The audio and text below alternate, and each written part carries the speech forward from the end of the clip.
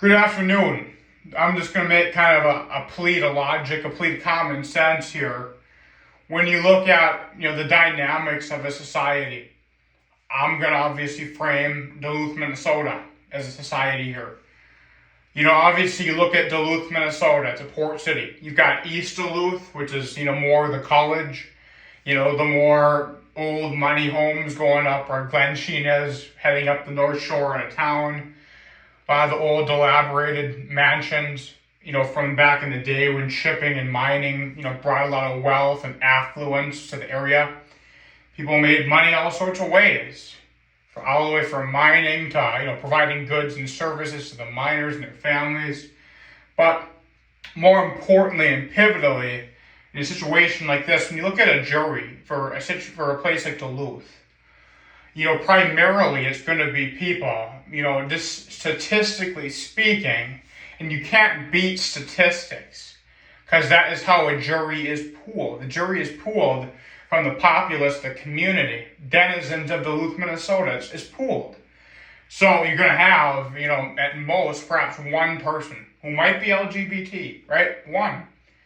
And does that one have the same opinions, the same values, the same, want to fight, homophobia trying to wreck me? That's a good question.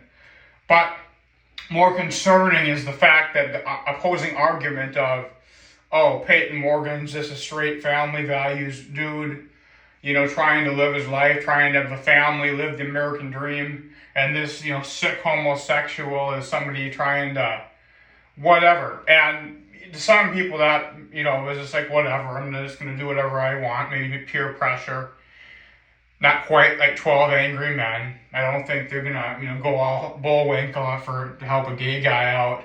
But the point is when you look at that, you're going to have some people pulled from West Duluth. And West Duluth is, like I said, that's a place to get baseball batted. But West Duluth, maybe they pull a young guy who's, our age, Carhartt hat, ripped jeans, right?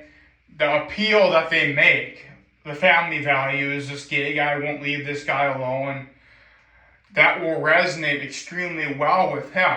Meanwhile, I could have a phenomenal, eloquent, well put together, sophisticated oratory, and that guy would understand half of it. He hasn't phonetically spoken those words ever in his life and probably never will. All he cares about is what it means to him, what it would mean in a situation for him. When, frankly, it could have been mitigated by Payton J. Morgan just saying, hey, man, I'm straight. Leave me alone. But it never was. So it becomes a point of shared values of homophobia. Shared values of homophobia that a homophobe from Hopkins, a homophobe from Rogers, and homophobes from West Duluth pooled for a jury share.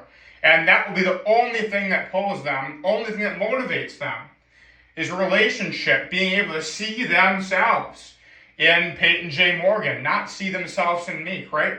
So when you look at a situation like that, it's not right. Because a situation like that is bound to fail. It's bound to be biased. It's bound to be favorable to the Morgans, to Sims, etc.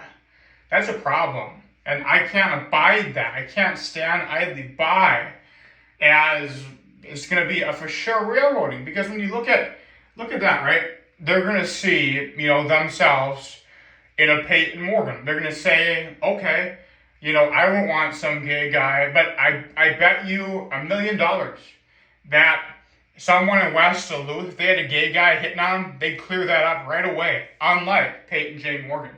We can do this all day. I am a great orator. I'm a great argumentative man. You will not ruin me. You will not silence me. I'm just getting wrapped up, buddy.